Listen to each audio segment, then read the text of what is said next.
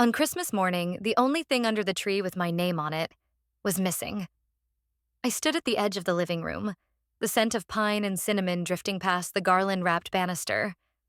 The Harper house gleamed with a kind of curated warmth. Ribbons fluffed just so, stockings embroidered and hung by alphabetical order. Chloe's dead center, mine furthest to the right, as always. A fireplace flickered on a screen above the real, unlit one. It was all perfect, like a catalog, like something you'd touch with gloves. Chloe's laugh rang out like a commercial break as she squealed, clutching a glittery pink box. "Oh my God, are you serious?" she gasped, tearing through tissue paper. I already knew what it was. I'd seen the key fob peeking out before she even got through the second layer. Behind her, Mom dabbed at her eyes, and Dad was beaming with such orchestrated joy I felt like I should applaud. Chloe spun the keys around her finger, then leapt up to hug them both, screeching, "Mazda CX-5? Brand new? Oh my God, thank you, thank you." The applause never came. I was still standing by the tree. The lights blinked at me, indifferent. I glanced at the small pile of gifts, scarves, gadgets, books, each one labeled in that same familiar handwriting. None said Rachel. I checked the stocking. Empty? Maybe a fluke? "Rachel," Mom called brightly, not looking up from her cocoa. "Didn't you say you had a book for Chloe?" I blinked. "Oh, I didn't bring one this year." "Ah," she replied, that one-syllable sound that somehow felt like a full sentence. "Last year I gave my sister a silver necklace. Delicate, her style." She said thanks without meeting my eyes, then wore it once and forgot it existed. This year I gave nothing, and got even less in return. I moved to the couch, folding my arms tightly. Chloe was already posing in front of the window for a selfie, angling the keys just so against the backdrop of snow. "Best Christmas ever. Thank you, Mom and Dad," she typed with her thumb in rapid taps. Behind her, my parents smiled as if they were proud of the caption, too. I didn't say anything. I didn't cry. I didn't fume. I just sat there trying to feel something other than a quiet, bone-deep ache. I should have expected this. I really should have. The Harper Christmas was a stage play, and I was always cast as the understudy, present for blocking, absent for the spotlight. At dinner last night, Chloe had launched into a 10-minute monologue about being a TA for an intro psych class. "It's honestly exhausting managing 50 undergrads," she'd sighed. Mom nodded like Chloe was co-authoring a Nobel paper. When I mentioned the new poetry shelf I'd helped organize at the bookstore, Dad responded with, "Still at that job, huh?" I smiled through the roast chicken and cranberry salad, holding my fork like a microphone I couldn't use. And now, today, I'd been erased entirely. The rest of the morning passed in a series of soft background noises. Chloe FaceTiming friends to show off the Mazda. Dad grumbling about the heating bill. Mom humming along with Bing Crosby. No one noticed when I slipped upstairs. I dropped my coat onto the bed, still faintly smelling of train grease and vanilla-scented hand sanitizer. The train ticket had been a splurge. 3 transfers in 6 hours. I paid for it myself, of course. They said they'd reimburse me, then forgot. Again. My suitcase sat by the dresser, still zipped. I pulled out my folded apron. Green, faded, with the name of the indie bookstore in Cambridge stitched crookedly over the pocket. Somehow it looked more like home than this house did. Sitting on the edge of the bed, I stared at the bookshelf I hadn't touched in years. My name was still etched in pencil on the inside cover of Little Women. That used to mean something. On impulse, I tugged open the bottom drawer of the desk. A dusty envelope peeked out beneath an old high school yearbook. I recognized the handwriting immediately. It was mine. Still sharp, still small, still trying too hard. I unfolded the letter. "Dear Mom and Dad, I wish you saw me too." My fingers froze. I remembered writing it the day I got accepted into college with a scholarship. Chloe had just been elected student body vice president and got balloons. I got a text. "Congrats, sweetie. That's great. I never gave them the letter. I just folded it and hid it here. Outside, Chloe's laughter spilled from the driveway as the Mazda's engine purred to life. I imagined her posting another picture, maybe now from the driver's seat. I stared at the letter a moment longer before tucking it into my journal. Not out of sentiment, but survival, because maybe this time I wouldn't shove it back into a drawer and forget again. Tomorrow I'd leave before noon, but tonight I'd smile through dinner. Again. And this time I'd remember everything. It's not the gifts that sting, it's the way I've become background noise in my own family. The plates clinked gently beneath the warm water, suds rising like the only clouds in this sterile, overly cheerful kitchen. I scrubbed the cranberry sauce off the porcelain platter while the sounds of conversation floated in from the living room, muffled by distance and selective hearing. Ugh, Chloe groaned, flopping onto the armrest of the couch behind me. The leather seats in the Mazda get, so hot. I nearly scorched my thighs. Can't you adjust that with the climate settings? Dad asked, amused. She scoffed. Yeah, but still, maybe I'll use that extra money and take Jake to Aruba or something. Right, Mom? I paused, hands still in the sink. Mom's voice followed smoothly, too quickly. Of course, darling. You deserve a break before the semester starts. I turned slightly, just enough to see them through the kitchen doorway.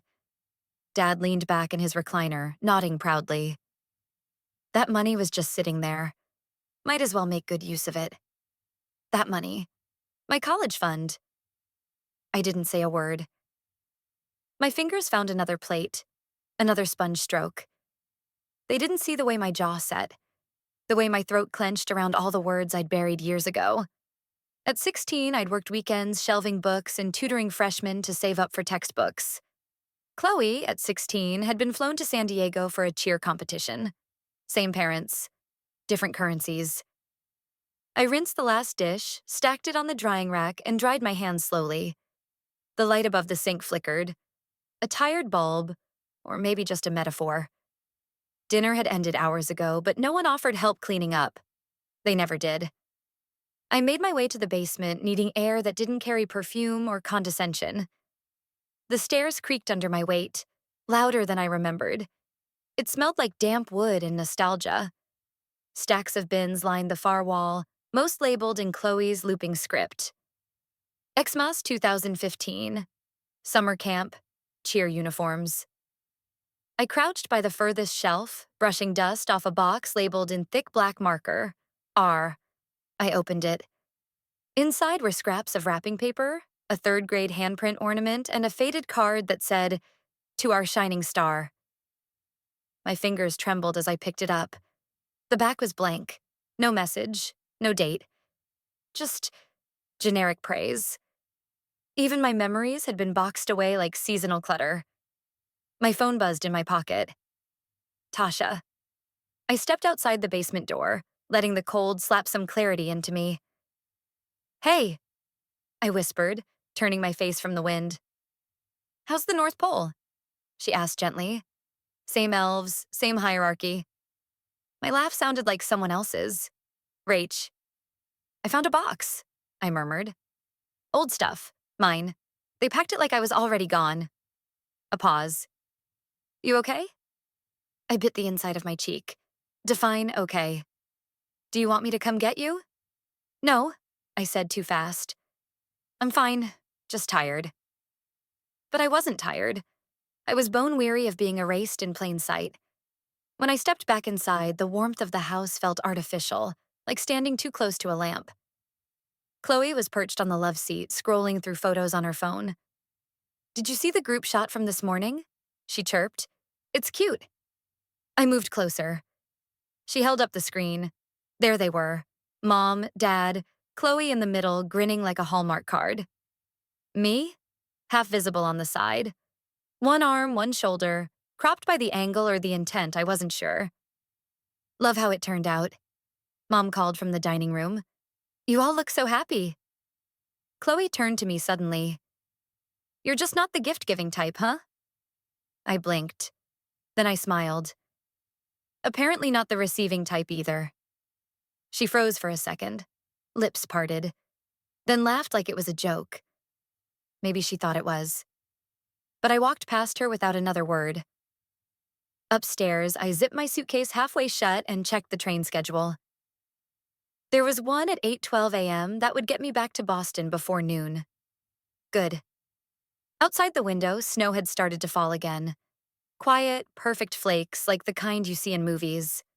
Tomorrow I'd be gone. But tonight, I would let the silence wrap around me like armor. Let them smile for photos I wouldn't be in. Let them keep the living room warm with lights and noise. I no longer needed to be seen by them to exist. And in the photograph Chloe posted, my head was missing entirely. I didn't believe in miracles until I saw 6 familiar numbers glowing on my phone. The Amtrak train hissed softly as it pulled out of Wellesley, the landscape blurring into a gray smear outside the window. I sat by myself, coat zipped up to my chin, my bookstore apron still tucked inside my duffel. The letter from last night weighed down the side pocket. The one I'd written when I was 12, still naive enough to think words could reach them. I leaned my head against the cold glass and closed my eyes, letting the rhythmic clatter lull me into numbness. The train car was nearly empty. A young couple whispered across the aisle. An older man snored gently a few rows ahead. And me, somewhere in between, suspended in the quiet between forgetting and being forgotten. My phone buzzed. A promotional email. Subject line, Powerball results. Are you the winner? I nearly deleted it without reading. But then I remembered. The grocery store near the T station last week. I'd bought a protein bar, shampoo, and, because Tasha had dared me to, a single lottery ticket. I opened the email. The numbers stared back at me. 04-1 7-28 -3 9-4 2-50. I blinked once. Then again. My heart didn't race, not at first. It slowed. I fished the crumpled receipt out of my coat pocket, the numbers scrawled in blue ink by the clerk's shaky pen. Same numbers. I checked 3 different sources. Same numbers. I read it 5 times before I realized I'd stopped breathing. $2 million. The number wasn't real. Not to someone like me. It was a story you heard about. The tired woman at the diner who finally caught a break. The man who bought a ticket on a whim and never went back to his job. I stared out the window, the world still gray and moving too fast. My fingers hovered over my phone. I didn't text my parents, didn't text Chloe, didn't even text Tasha a full sentence. Just one word. Come. By the time the train rolled into Cambridge, my pulse had caught up. I stepped into the wind, the city chill biting at my face, grounding me in this impossible reality. My apartment was still dim and drafty, the walls thin enough to hear my neighbor's dog bark every time someone passed in the hallway. I didn't flip the lights on. Just dropped my bag, peeled off my coat, and sat on the couch. The lottery check lay on the table in front of me, printed at the claim center that very afternoon, already secured in a folder marked private and confidential. The digits were real. So were the implications. The door burst open. Tasha didn't knock. She never did. She kicked off her boots and flopped onto the couch, eyes wide. You better not be dying. I turned the folder toward her. She leaned in. Silence. Then she whispered, Holy, yeah. She stared at me. You actually, yeah. Another pause. Then she laughed, sharp, disbelieving. Rachel, this is insane. 2 million? What are you gonna do? I didn't answer. Not yet. I stood, crossed the room, and opened my journal. The same one I'd scribbled quotes into from my college philosophy classes. The one that still had pages untouched because I didn't think I'd ever live a life worth recording. I flipped past the notes. Past the poems I'd written during long shifts at the store. Past the old to-do lists and phone numbers. Fresh page, pen in hand. Rule number 1, don't tell them anything. Tasha didn't speak. She just watched.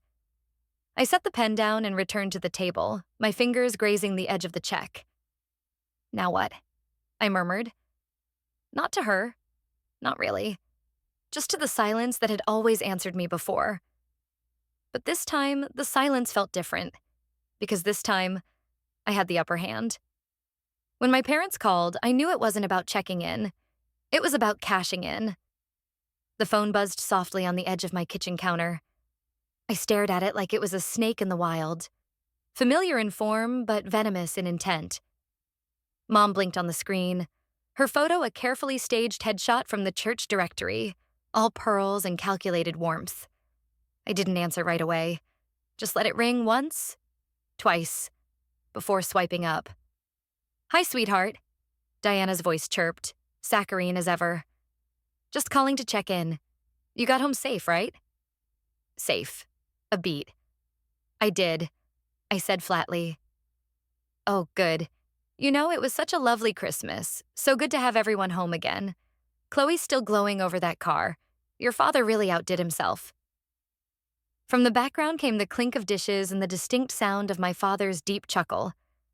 Then Chloe's voice, loud and breezy. "Did you see that post of mine hit 5,000 likes? Jake said I should start a car review channel." A pause.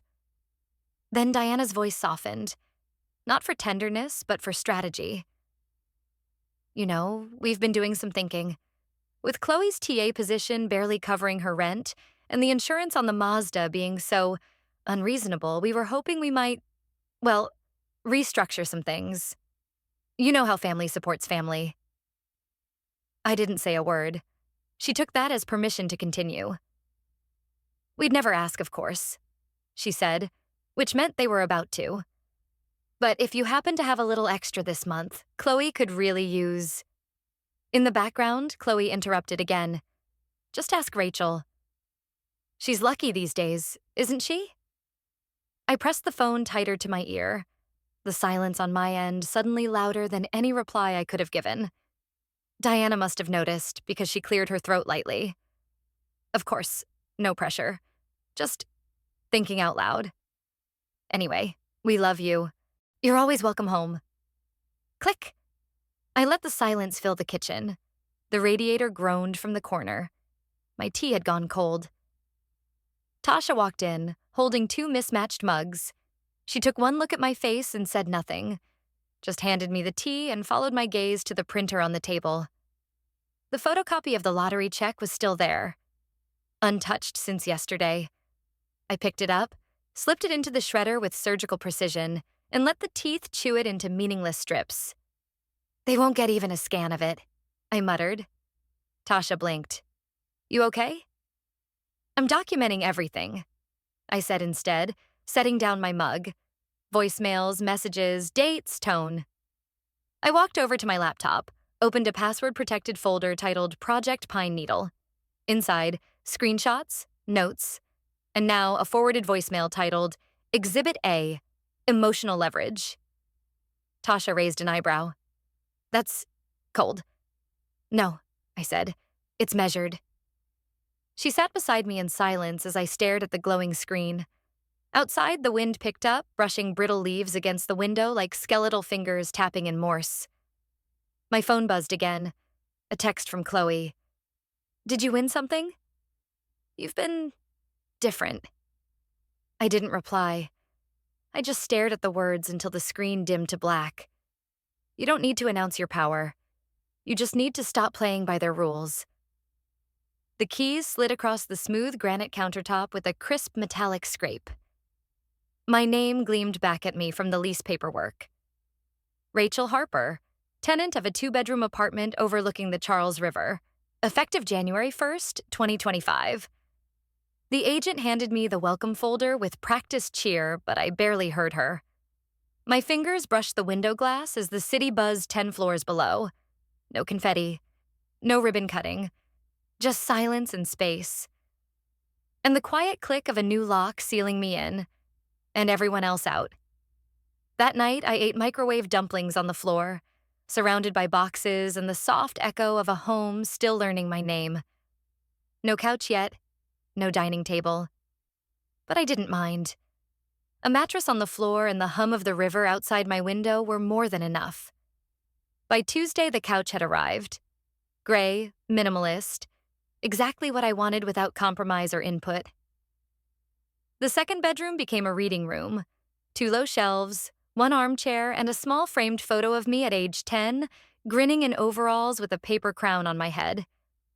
I taped a sticky note to the bottom that said, "See? You made it."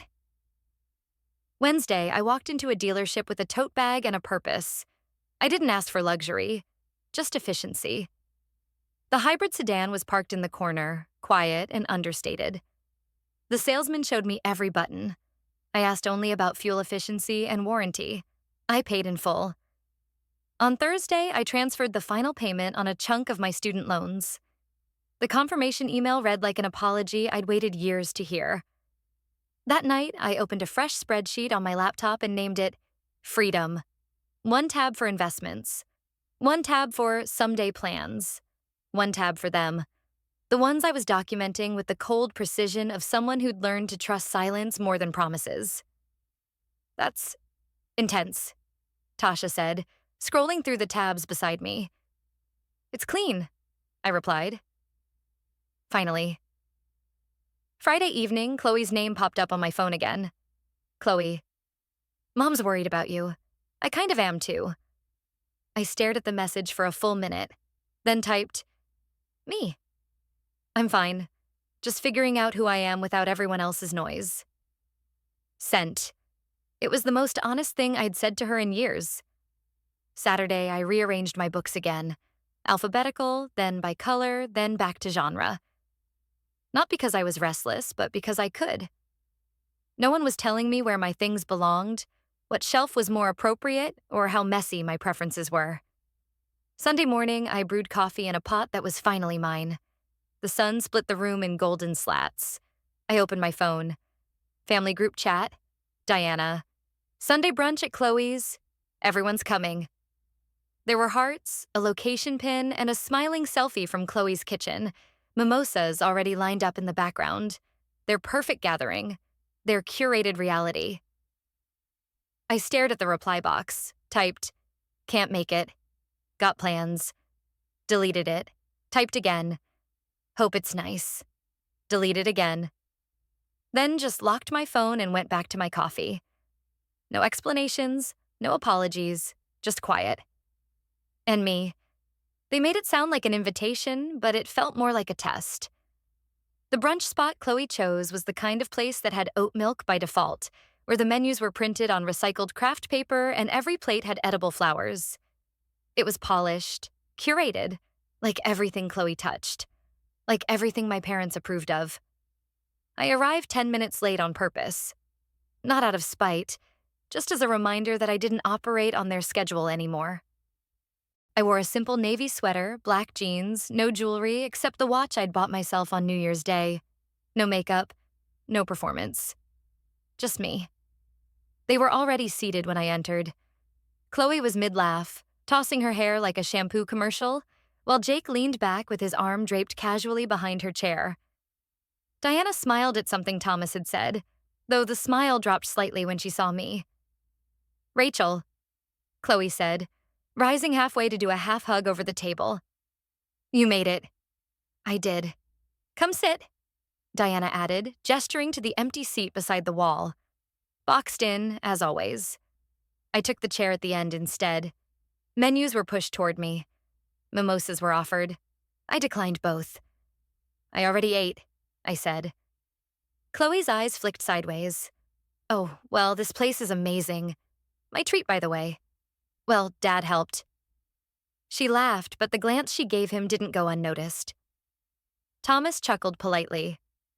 "We like to support where we can, especially during transitions." I said nothing. "We've actually been thinking a lot," Diana began, setting her glass down with a soft clink. "About the year ahead, about family goals." Jake nodded, as if he had any idea where this was going. "We just feel," she continued, "that being transparent about finances is important, especially if one of us is in a position to help." Chloe sipped her drink, eyes trained on me. That was the moment. I reached into my coat pocket and pulled out my phone. Tapped once. The screen lit up with a screenshot, Chloe's text from 3 weeks ago. Ask Rachel. She's lucky these days. I turned the screen toward her. She paled. Then I looked at my parents. Calm, steady. I'm not your backup plan, I said. I'm not your invisible safety net. And I'm done being treated like an afterthought until you need something. Diana's mouth opened, then closed.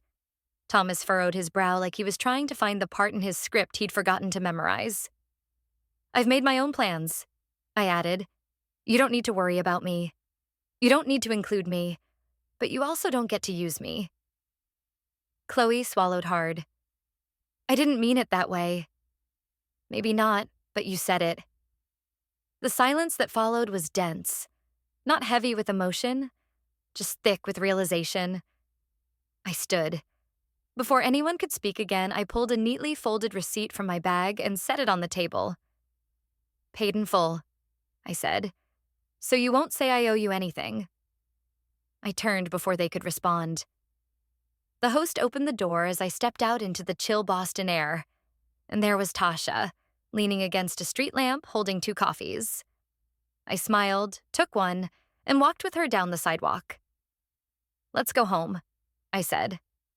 The one I chose. Later that night, I opened my journal. On a fresh page, beneath rule number 1, I wrote, Rule number 2, walk away with grace. They once saw her as an afterthought, a placeholder in family photos and conversations. But Rachel walked away not with vengeance, but with quiet proof that dignity, once reclaimed, is louder than any apology never given. Justice didn't knock. It entered unannounced, wearing silence as armor. Like frost melting under steady sunlight, years of disregard gave way to one undeniable truth. No wall of favoritism can outlast the resolve of someone who finally sees her own worth.